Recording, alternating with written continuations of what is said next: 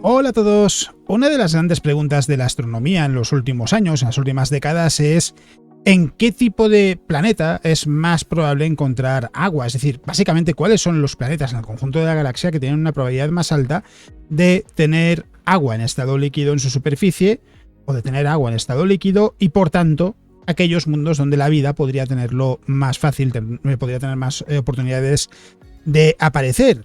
Y evidentemente sabemos que un planeta como la Tierra, con agua en su superficie, en la zona habitable en torno a su estrella, tiene las condiciones para ser habitable, pero claro, ¿qué pasa con mundos que sean parecidos a Europa o a Encélado, parecidos al satélite de Júpiter y al de Saturno respectivamente, que son mundos que están congelados, están fuera de la zona habitable, pero en su interior tienen océanos de agua en estado líquido por la interacción gravitacional con los planetas en torno a los que orbitan? Ya sabemos que tanto Europa como Encélado podrían tener vida en esos océanos, es algo que está por ver. Y lo mismo se aplica a planetas que estén en una situación similar en torno a otras estrellas en la galaxia. Así que el estudio lo que se pregunta es si este tipo de mundos podrían ser los que tengan más probabilidad de tener agua en estado líquido, o si a lo mejor otro tipo de mundo del que hemos oído hablar mucho en los últimos años, que es el de las supertierras, podrían ser incluso más adecuados. Y lo curioso es que podrían ser incluso más adecuados, podrían tener mucha más agua, y sin embargo no sería agua en la superficie como en el caso de la Tierra, sino que se parecería más a Encélado y a Europa. Es algo que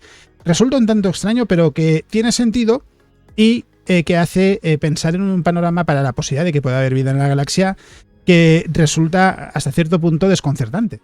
En el sistema solar tenemos dos tipos de mundos, por tanto, que tengan agua. Tenemos los planetas rocosos, la Tierra concretamente, tiene agua en su superficie, pero hay que recordar, Venus y Marte también tuvieron agua en su superficie en el pasado, hace más de 4.000 millones de años. Marte terminó perdiendo ese agua porque, bueno, no tiene la atmósfera suficiente como para poder retener esas condiciones. El Sol ha ido arrancando la atmósfera de Marte a lo largo de miles de millones de años y en realidad poco tiempo después de su formación Marte ya había perdido, si no toda su agua, prácticamente toda.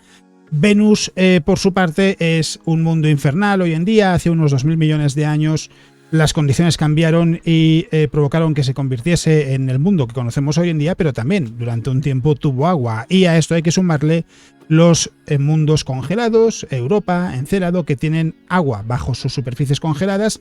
Hay otros satélites de los que se ha planteado también que puedan tener agua bajo su superficie, como pueden ser Ganímedes o incluso Titán. Y por tanto sabemos que hay esos dos tipos de mundos que pueden tener agua en el sistema solar y por extensión en otros sistemas en torno a otras estrellas.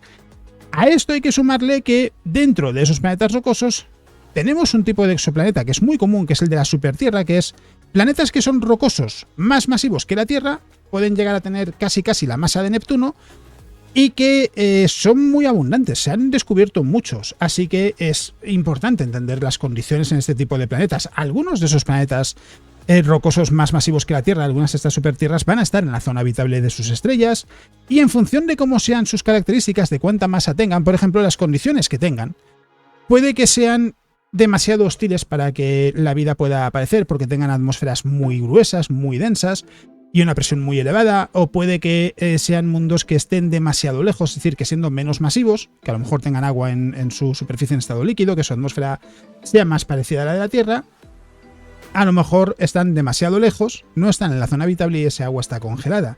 Y un grupo de investigadores lo que ha querido es entender qué tipo de mundo es más propicio, es más fácil que tenga agua, y puede ser tanto en su superficie en estado líquido como sucede en la Tierra, como bajo la superficie, oculto bajo una capa de, por ejemplo, en este caso, agua congelada. Y lo curioso es que llegan a la conclusión de que las supertierras son más probables como planetas, como objetos en los que encontrar agua bajo su superficie, en lugar de los mundos, se les llama oceánicos, estos mundos congelados como Encélado o Europa, y también que tendrían más agua que un planeta como la Tierra. Esto lo que quiere decir es que, por tanto, en principio este tipo de planetas sería el más propicio y sería mucho más numeroso de lo que se pensaba. Podrían ser, lo que se dice es que podría ser hasta 100 veces más abundante de lo pensado. 100 veces es una cifra grande. Claro, esto no quiere decir que estos planetas tengan vida, ni mucho menos. Pueden tener agua en estado líquido y sin embargo no tener las condiciones necesarias para que la vida pueda aparecer y prosperar.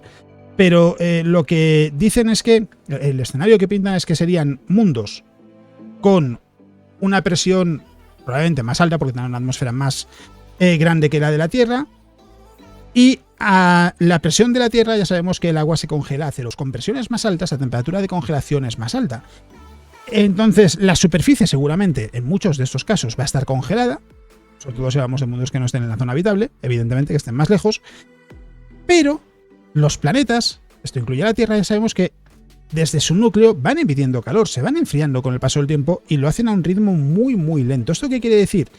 Que cuanto más nos acerquemos al núcleo, más alta es la temperatura y por tanto es fácil que haya un lugar en el que la temperatura sea tan alta como para que el agua se derrita, no esté congelada y esté en estado líquido.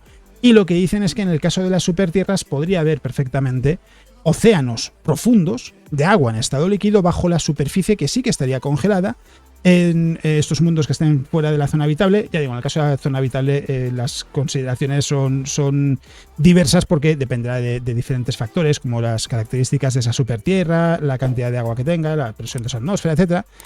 Pero lo que dicen es eso, es que bajo esa superficie congelada podría haber océanos grandes de agua en estado líquido y las condiciones necesarias para que la vida pudiera aparecer en ellos. Eso lógicamente es algo que, por un lado, lo que dice es que sí, que los mundos que tengan agua puede que sean mucho más abundantes de lo que se pensaba, y por otro lado lo que dice es que quizás mundos que tengan agua en la superficie, como en el caso de la Tierra, puede que no sean los más comunes de la galaxia.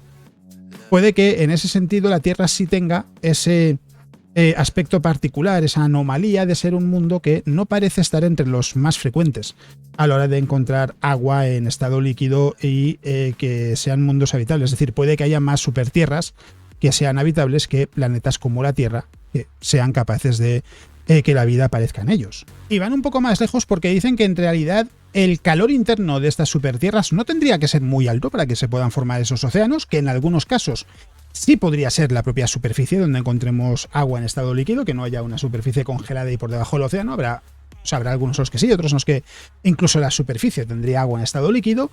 Y el aspecto más positivo de todo esto además es que en el caso de una supertierra el proceso de enfriado es muy lento y tardarían miles de millones de años en enfriarse hasta el punto de no poder mantener ese océano de agua líquida. Así que lo que quiere decir es que podría ser habitable durante muchísimo tiempo. Aquí hay que añadir, siempre y cuando su estrella, en torno a la que orbiten, también sea igual de longeva. No sirve de nada que, vamos a poner un ejemplo, esa supertierra sea capaz de mantener un océano en estado líquido durante 10.000 millones de años, si la estrella solo va a estar en secuencia principal 100 millones de años. Evidentemente, pues no importa mucho. Así que también hace falta ese factor. Pero lo importante es eso, que una supertierra podría tener agua en estado líquido durante mucho tiempo porque no hace falta una temperatura especialmente elevada para que se derrita ese agua y así que esté en estado líquido. Además, claro, aquí ya tenemos que hablar también de las diferentes posibilidades, porque un planeta rocoso, como la Tierra, o incluso lo que llamaríamos una supertierra mientras no sea demasiado masiva, podría orbitar en torno a un planeta gigante, en torno a un gigante gaseoso como Júpiter. Entonces, claro, ahí ya hay que sumar todavía más aspectos, porque podríamos tener un mundo que sea habitable, que esté orbitando en torno a un gigante gaseoso y sea habitable por la interacción gravitacional con ese planeta, también además de por el propio calor interno de ese mundo. Hay otros que estarán lejos de la estrella, no tendrán un objeto en torno al que orbitar, pero por su calor interno y por sus condiciones sea capaz de tener agua en estado líquido. ¿Esto a dónde nos lleva? Si en algún momento de alguna manera se consiguiese determinar que alguno de los exoplanetas que se han descubierto, que sean de tipo supertierra, se sabe de la existencia de muchos, en algún momento se consiguiese determinar que alguno de ellos está habitado, aunque sea vida microbiana, lo que podría es obligar a plantearse si realmente la definición de zona habitable como lugar en el que buscar vida, al final es lo que quiere decir la zona habitable, es realmente importante. Es evidente que hay una distancia a una estrella a partir de la que podremos tener agua en estado líquido en la superficie y esa franja es más o menos grande en función del tipo de estrella. Pero claro, si el propio calor interno del planeta, la interacción gravitacional con planetas masivos, etcétera, es también un mecanismo, y eso es así, que permite que haya agua en estado líquido en la superficie o en el interior de un planeta y que aparezca la vida, entonces lo que quiere decir es que este concepto de zona habitable a lo mejor no es demasiado importante, y lo realmente importante es: ¿este planeta tiene un mecanismo, ya sea por estar lo suficientemente cerca de su estrella o por interacción gravitacional, lo que sea, que le permita tener agua líquida y que le permita tener condiciones para que sea habitable? puede que se llegue a ese escenario. Claro, no va a pasar hasta que no se encuentren mundos donde haya una confianza, una certeza grande de que realmente podrían tener vida microbiana. Antes de que eso suceda, lógicamente, solo se puede lucubrar, solo se puede sospechar y pensar en voz alta. Pero bueno, habiendo dicho esto, ya habréis visto que este vídeo es un poquito más corto de lo habitual. Este es uno de los vídeos que publico en vacaciones. Ahora mismo yo estoy de vacaciones, estamos en agosto y que espero, como digo siempre, que, bueno, ya habréis visto que he colocado los recordatorios habituales a lo largo del vídeo. Y que si estáis viendo el vídeo en fin de semana, espero que disfrutéis de lo que quede de fin de semana. Si no es así, espero que quede poco para que podáis descansar. Y por supuesto, si estáis de vacaciones, espero que estéis disfrutando de las vacaciones. Así que, habiendo dicho esto, como siempre, muchas gracias por haber elegido el vídeo para pasar este ratito. Muchas gracias por ser parte de la comunidad, por estar ahí. Espero que el vídeo os haya gustado. Y eso es todo lo que os voy a contar en el vídeo de hoy. Nos vemos.